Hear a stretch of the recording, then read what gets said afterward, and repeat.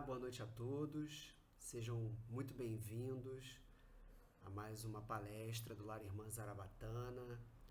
Hoje, dia 20 de maio, estamos transmitindo essa palestra simultaneamente no nosso auditório, da nossa casa e também no canal do YouTube do Lar Irmã Zarabatana. Agradecendo aí a participação, a presença de todos vocês que têm se interessado pelos nossos conteúdos, pelos estudos, as reflexões que temos apresentado desde o início da pandemia através da internet. Bom, o tema de hoje é um tema do dia a dia, que já se tem muito material, conteúdo da visão espírita em relação à guerra da Rússia e da Ucrânia, né, esse momento terrível na história da humanidade. E a ideia é que a gente possa trazer mais uma reflexão sobre esse assunto, sob um ângulo um pouquinho diferente. Mas antes de começarmos, vamos unir os nossos pensamentos numa singela prece, agradecendo a espiritualidade, a dirigente espiritual da nossa casa, Irmã Zarabatana, a todos os nossos protetores, por termos chegado até aqui com tanta vivência, experiência, força, fé. Mesmo diante das nossas dificuldades, temos conseguido avançar e, principalmente, temos trabalhado para cada vez mais focarmos no bem e no amor ao próximo. E vamos pedir, então, a essa espiritualidade que continue nos amparando, nos influenciando no caminho correto, nos trazendo proteção, a saúde necessária para que possamos encarar os desafios da vida com muita alegria, com muita fé e o pensamento positivo. Que assim seja, e com a graça de Deus, vamos então começar uma conversa, uma reflexão sobre esse tema. E eu quis trazer então, sobre essa ótica da guerra em relação à Ucrânia e à Rússia, uma questão um pouquinho, uma reflexão um pouco mais específica, que é por que a espiritualidade permite que esses conflitos existam, né? Se nós partimos de um pensamento de que o Deus, Criador do Universo, Criador de todas as coisas, Ele é justo, Ele é misericordioso, Ele é bondoso, por que é que Deus e a espiritualidade permite, então, que essas guerras aconteçam? E a gente está fazendo esse recorte em relação à guerra da Ucrânia e da Rússia, que está acontecendo, né, nos tempos atuais, mas se a gente for parar para pensar, a humanidade, ao longo de toda a sua história, ela foi permeada por conflitos, foi permeada por guerras, né? Se formos olharmos aí o contexto geopolítico, econômico global, existem várias outras guerras acontecendo nesse momento, conflitos armados, insurgências, guerras civis, né?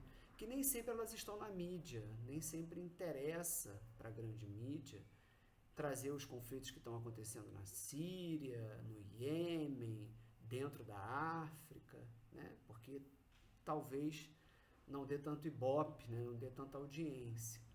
Mas não só a primeira, a segunda, a guerra do Vietnã, que são essas guerras mais marcantes e mais conhecidas na nossa história, elas não são as únicas que aconteceram e que seguem acontecendo, né?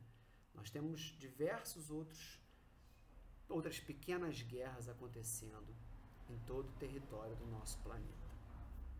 Pois bem, isso já nos dá uma demonstração, né, do nosso comportamento humano, né, de como os seres que estão habitando esse planeta, eles têm diria talvez uma vocação, ou teriam um instinto, melhor dizendo, belicoso, né, um instinto de conflito, um instinto de defesa, né, e isso provém um pouquinho mais diante da nossa jornada, que é aquela passagem pelos reinos anteriores, o reino vegetal, e principalmente o reino animal, onde ainda não tínhamos a racionalidade, a inteligência para refletir sobre os nossos comportamentos, sobre as nossas ações, e por um instinto de defesa e preservação da espécie, mesmo no reino vegetal, tínhamos que competir com os outros seres. E daí a necessidade de conflito, a necessidade de imposição, né, para a sobrevivência daquele grupo, daquela espécie. Mas vamos então passar um pouco pela codificação espírita, trazendo alguns elementos que vão nos ajudar a pensar sobre essa pergunta. Não sei se vamos necessariamente responder, mas começar a pensar sobre essa pergunta. Por que essas guerras elas são permitidas? Pois bem, eu vou começar pegando o gancho da palestra do Renato da semana passada, que ele falou da lei da destruição, colocando ali o contexto das enchentes, das tragédias naturais, e que ele também abordou essa parte do Livro dos Espíritos, que fala das guerras, questões 742 e as seguintes. Então, vou começar por aqui para a gente chegar até a nossa pergunta. Então, questão 742. O que é que impele o homem à guerra? Essa é a pergunta de Kardec para os espíritos.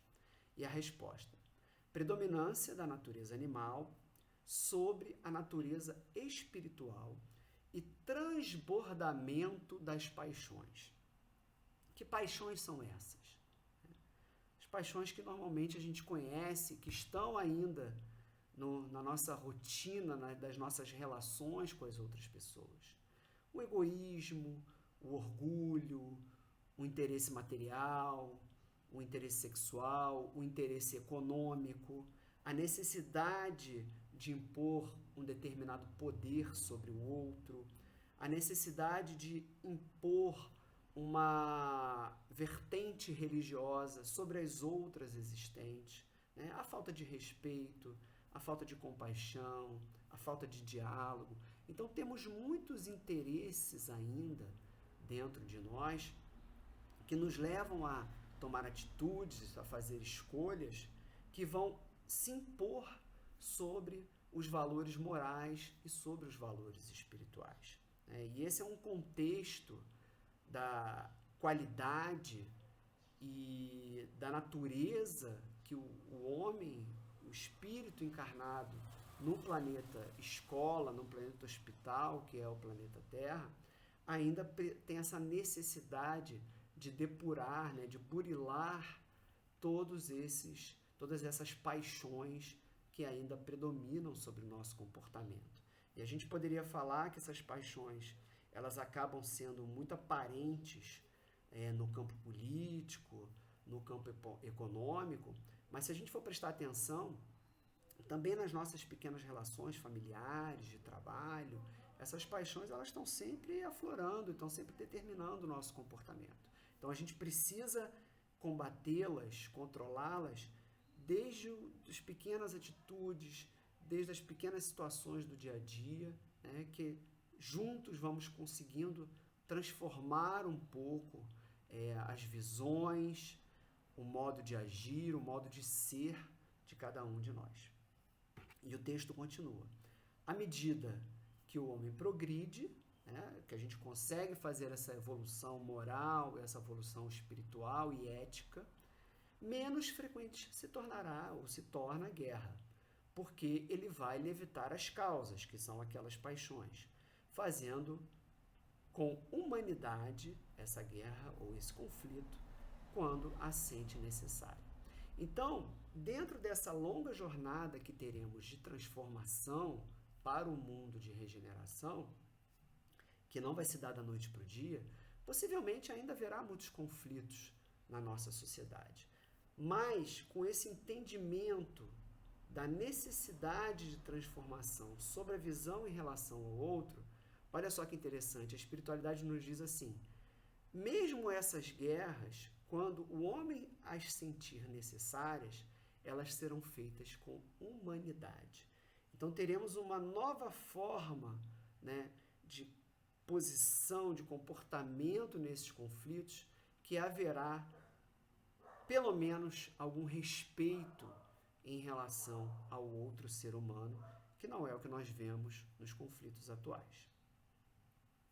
E aí Kardec pergunta logo adiante qual o objetivo da providência divina ao tornar essa guerra necessária. E a resposta é bastante curta e direta: a liberdade e o progresso. E eu gosto muito do livro Filosofia Espírita, pelo Espírito Miramês, que ele vai explicar um pouco mais as respostas da espiritualidade contidas no livro dos Espíritos. Então, sempre vale a pena, quando a gente estudar o livro dos Espíritos, dar uma olhadinha na explicação correspondente que está prevista lá no livro Filosofia Espírita. E olha só os comentários de Miramês em relação a essa pergunta 744 sobre a liberdade e o progresso. Desde quando não pode o homem evitar as guerras, elas são transformadas em instrumentos de liberdade e progresso, porque a lei de Deus nos fala claramente que nada se perde, tudo se transforma. Então, Deus vai tentar, de alguma maneira, aproveitar toda essa ocorrência relacionada à guerra, toda essa dor, todo esse sofrimento causado, toda a destruição, para dali, como a gente brinca, transformar o limão em limonada e fazer com que o homem aproveite alguma coisa daquele contexto, algum ensinamento, algum progresso moral, alguma mudança no seu comportamento, abrir uma nova visão, um novo pensamento sobre aquela situação que aos poucos vai contribuir para o seu progresso. Os homens deixam passar despercebidos os caminhos do amor, né, que os levam à guerra, de maneira que passam a surgir roteiros da dor que, pelo sofrimento, os faz entender a mensagem de regeneração espiritual. Então, seja para aquelas pessoas que estão diretamente envolvidas e impactadas no conflito, ou seja para nós que estamos aqui de fora, vendo todo aquele sacrifício, isso vai criando dentro de nós um sentimento de compaixão, de humanidade, de necessidade da fraternidade, e aos pouquinhos vai nos transformando nesse novo ser. As guerras são instrumentos violentos para acordar as almas endurecidas, que talvez ainda não consigam, com as situações da vida, vamos dizer assim, normais, despertar o sentimento do amor, da compaixão, da fraternidade, da caridade. E precisam passar ali por uma situação, um momento de extrema violência, de extrema transformação, para que desperte ainda na sua alma instintiva e violenta esses sentimentos. Pois bem, então diante de todas essas cenas, né, de destruição, de violência, de transformação, em que as pessoas precisam sair do seu país, da sua casa, fugir, migrar para outro, de tudo que a gente está vendo acontecer, a gente vai se perguntando, né, por que a espiritualidade permite, por que não há ali uma mão de Deus, uma imposição que vai controlar todas essas situações, que vai impedir que nada disso aconteça? Porque Deus é muito bom, Deus é muito justo, então Ele não pode estar deixando isso acontecer. Então vamos pensar sobre isso. Vamos voltar lá para o Livro dos Espíritos, né, o nosso Google espiritual, e vamos perguntar a ele, vamos investigar nas suas questões algumas coisas que possam nos ajudar a pensar sobre isso. E aí eu fui lá para a questão 258A, sobre o tema escolha das provas, né? A escolha das provas que o homem faz no seu planejamento reencarnatório, das necessidades que ele precisa passar e suportar para o seu aprimoramento íntimo. E aí há um trecho que a espiritualidade nos diz: nada ocorre sem a permissão de Deus, ou seja, tudo que está acontecendo ocorre com a sua permissão. A própria pergunta que fizemos no início já parte desse pressuposto.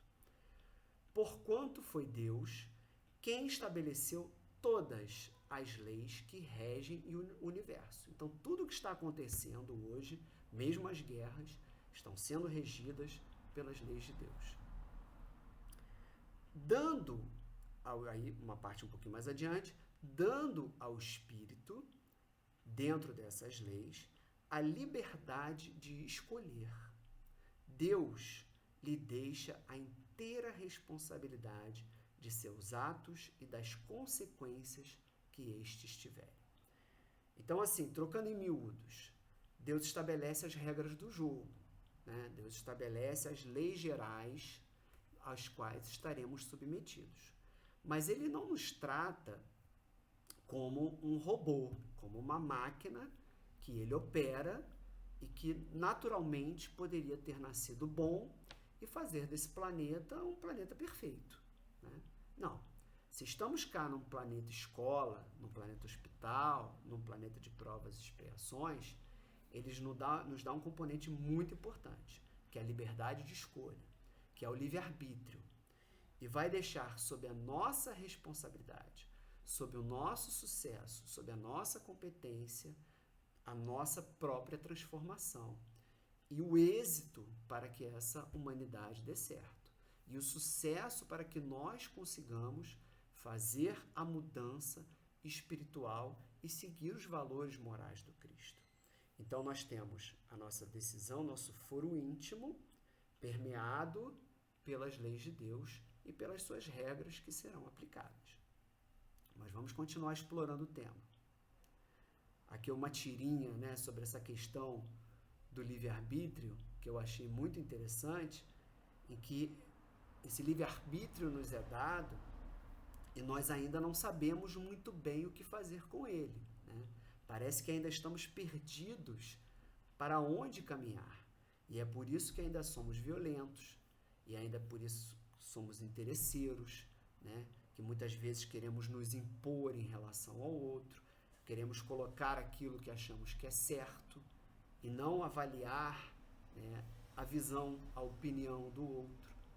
E achei muito interessante essa reflexão que foi feita de maneira bastante simbólica e singela. Então a gente vai lá para o Evangelho segundo o Espiritismo, para a gente trazer um outro elemento sobre essa reflexão.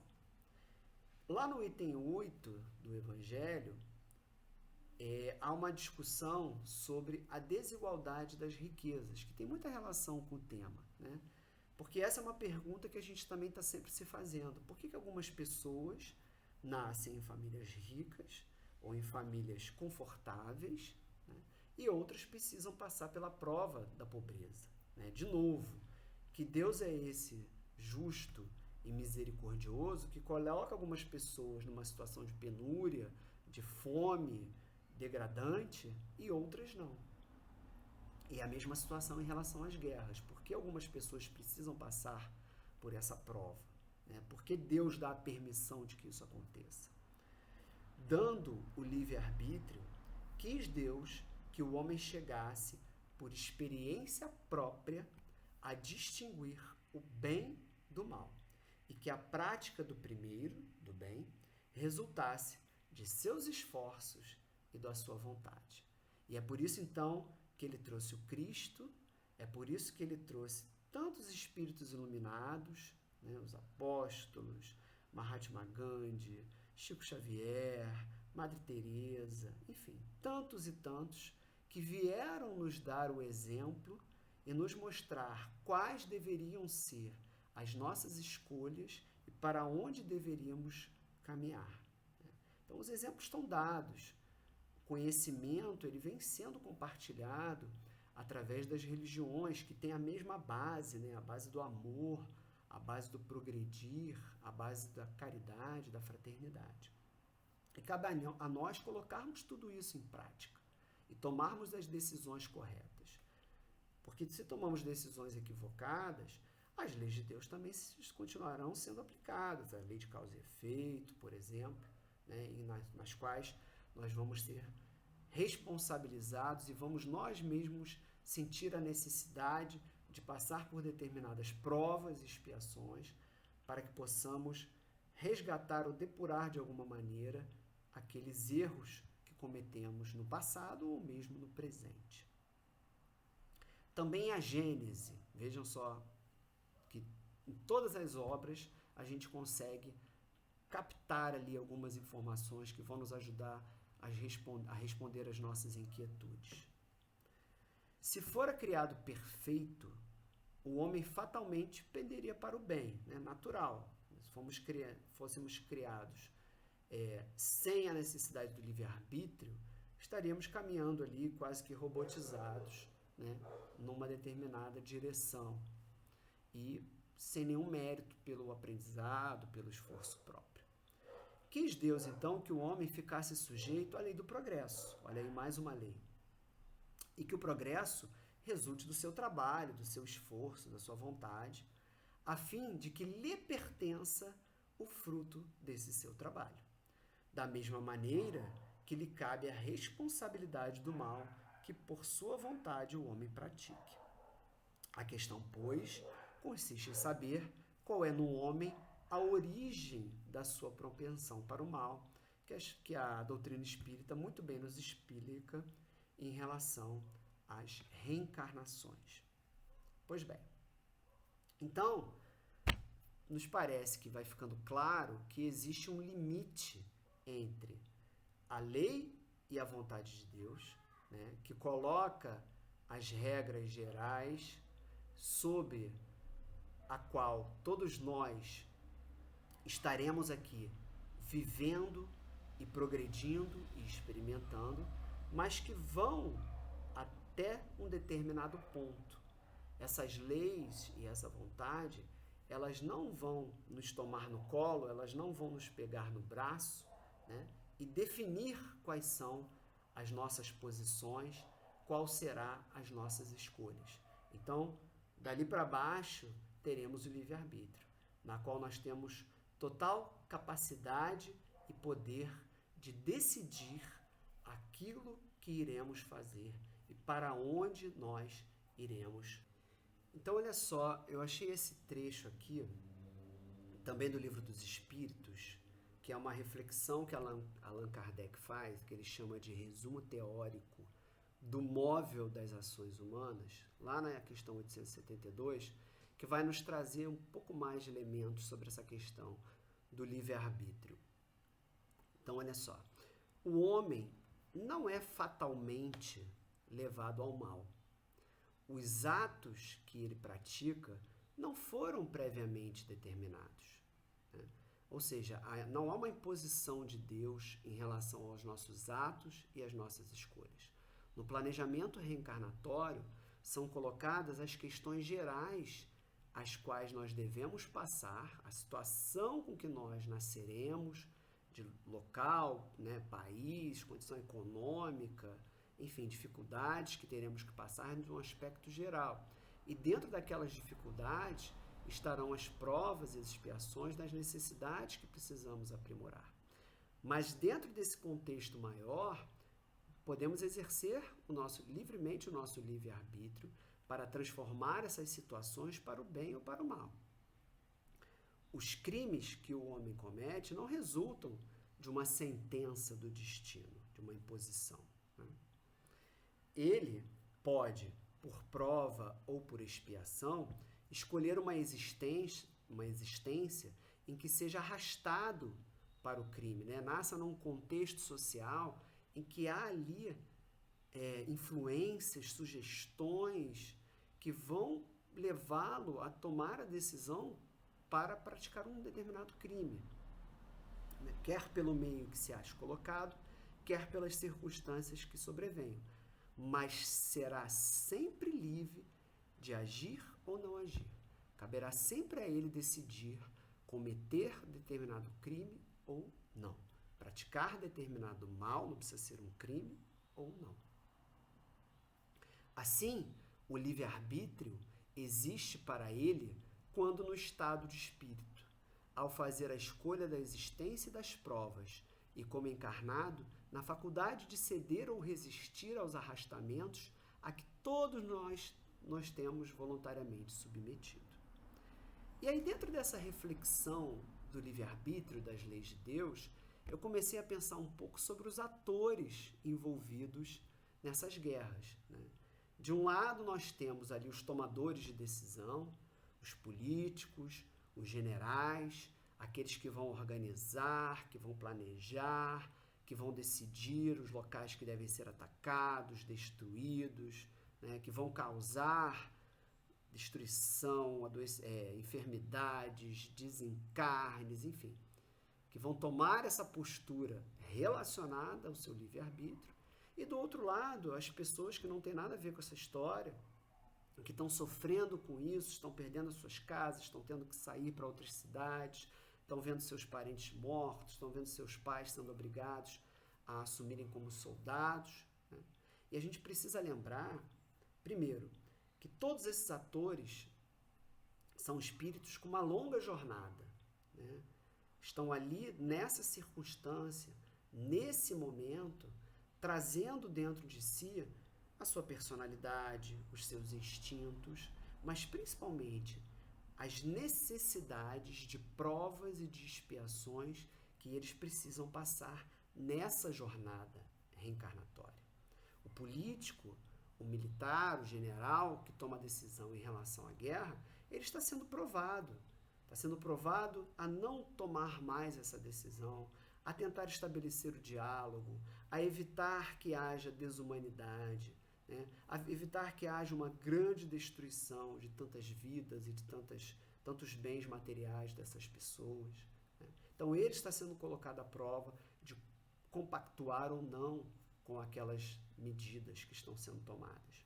Do outro lado, as pessoas que estão sofrendo, as crianças, as famílias, os refugiados, também estão sendo colocados à prova. E muito provavelmente pediram, né, ou concordaram em passar por esse momento dificílimo da sua vida, porque isso provavelmente lhe era necessário. Vamos usar um exemplo, não é uma regra, né, mas podem ser pessoas que no passado também foram militares, também foram envolvidos com guerras e participaram ativamente da tomada de um território, da tomada de poder, executaram, né, guerrearam no fronte, sendo responsáveis por outros sofrimentos e outros desencarnes, e para conseguir expiar isso dentro delas, aceitaram o desafio de agora estarem numa posição oposta, na oposição aos refugiados, que vão sentir na pele o sofrimento que é causado pela guerra e vão, como disse os textos anteriores, aos pouquinhos transformando os seus valores íntimos e os seus entendimentos. Os pormenores dos acontecimentos ficam subordinados às circunstâncias que ele próprio cria pelos seus atos, sendo que nessas circunstâncias podem os espíritos influir pelos pensamentos que surgiram. Então, tanto o general quanto a menininha refugiada e todos nós não estamos abandonados dentro desse livre-arbítrio. Temos o poder de decisão e perto de nós temos uma espiritualidade amiga querendo nos influenciar todo o tempo para que possamos tomar as decisões corretas nos pequenos atos da nossa vida, né? Num enfrentamento em relação a um familiar nosso, né? Numa relação com uma pessoa difícil do nosso trabalho, numa relação complicada com o vizinho, numa briga de trânsito, né? A gente não precisa usar o exemplo extremo da guerra. Tudo isso nos é esperado nos nossos comportamentos mínimos, nas nossas relações das pessoas que nos circundam. E essa pequena mudança, esse trabalho de formiguinha que cada um de nós precisa fazer é que vai transformar o todo, é que vai nos levar a ter, dentro do mundo de transição planetária que está acontecendo para o mundo de regeneração, que a gente consiga ter verdadeiramente, né, uma nova sociedade, uma nova humanidade, que vai ter um outro olhar sobre as relações humanas, que vai colocar em primeiro plano a fraternidade, o bem-estar comum, a justiça social e não mais o seu interesse pessoal. Pois bem, isso tudo está acontecendo e como nos mostrou e nos contou André Luiz lá no livro Nosso Lar, a espiritualidade, apesar de não interferir no nosso livre-arbítrio, ela estará nos ajudando todo o tempo, né? Socorrendo esses espíritos que estão desencarnando pela guerra, amparando os refugiados, as pessoas que estão perdendo os seus familiares, influenciando ou tentando influenciar positivamente os políticos, os generais, os tomadores de decisão, né? A gente fica pensando se haveria necessidade de passarmos por tudo isso, né? E se a espiritualidade deveria nos ajudar nesse ponto, né? Por exemplo, naquela situação da menininha refugiada, né? Se ela está passando por essa situação porque no passado ela foi responsável por promover esse sofrimento através das guerras, será que a espiritualidade deveria estar ajudando ou ela já que tem que cumprir essa expiação, não deveria ser amparada, né? A gente poderia usar esse mesmo raciocínio para uma pessoa enferma, né? Se a pessoa tem aquela enfermidade porque no passado ela cometeu determinados atos que hoje lhe repercutem no corpo físico através de uma enfermidade, será que a espiritualidade deveria nos ajudar a ser curada, a sair dessa posição de sofrimento por uma doença grave? Mas é claro que sim, né? Vamos lembrar que nas leis principais de Deus estão o amor, estão a compaixão, está a solidariedade. Então, independente do que tenhamos feito, não haverá julgamento, né? Não haverá, a espiritualidade não irá se ausentar do seu sentimento de compaixão e de ajuda, mesmo diante do ato mais grave que tenhamos cometido. Então, todos esses estão sendo amparados, estão sendo ajudados, estão sendo recebidos, e cabe também a nós contribuirmos com isso. Cabe a nós melhorarmos a psicosfera, o ambiente espiritual do nosso planeta, para que isso não mais seja necessário, né? Que possamos daqui de longe emitir vibrações de amor, preces, pedidos à espiritualidade para que todos esses caos sociais eles consigam ser resolvidos, consigam ser solucionados, e que a gente consiga verdadeiramente chegar próximo daquilo que a espiritualidade nos apresenta como um planeta de amor, como um planeta de alegria. Meus amigos, essas são algumas reflexões que eu gostaria de compartilhar com vocês sobre esse tema, agradecendo a espiritualidade na nossa casa, por nos ter possibilitado acessar essas informações trazidas pela doutrina espírita, nos ajudar a continuar pensando sobre essas questões, mas principalmente nos guiando sempre na jornada em direção ao bem.